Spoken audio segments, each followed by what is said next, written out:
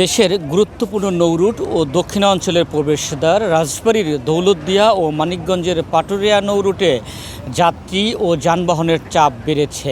আজকে সকাল থেকেই কর্মস্থলে ফেরা মানুষের চাপ বেড়েছে রাজবাড়ীর দৌলতদিয়া ঘাটে।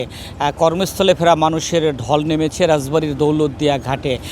যাত্রীর চাপ বাড়লেও দৌলতদিয়া ঘাট এলাকায় তেমন একটা ভোগান্তি নেই, মানুষ এসেই সরাসরি ফেরিতে উঠে যেতে পারছে।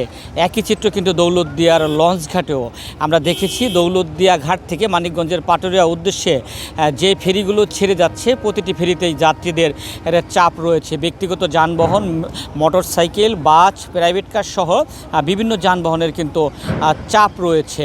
সেই চাপ সামাল দিতে দৌলতদিয়া পাটুরিয়া নৌরুটে 17টি ফেরি চলাচল করছে। এছাড়াও দৌলতদিয়া পাটুরিয়া নৌরুটে 20টি লঞ্চ দিয়ে পারাপার অব্যাহত রেখেছে ঘাট কর্তৃপক্ষ।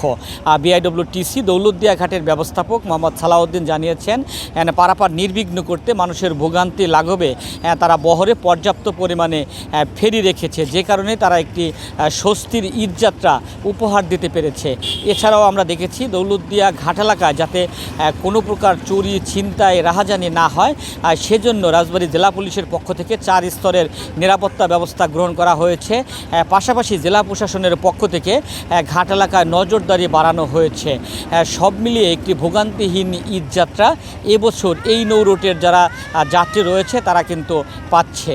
কোনো আগেও আপনার জ্যাম পাইনি, এখনও জ্যাম নাই।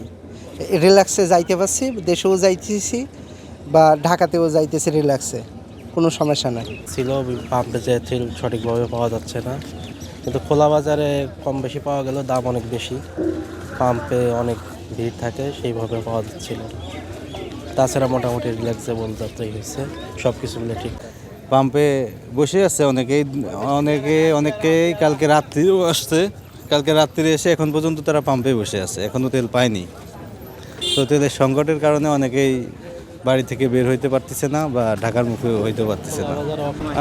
আমি দুইবারই স্বাভাবিক পাইছি।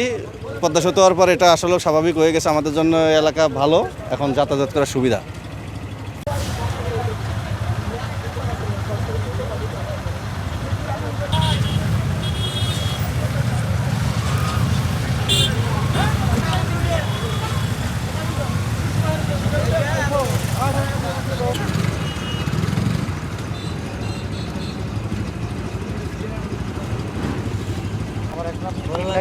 মানুষ তো ওই পাশ দিয়ে চলে যাচ্ছে।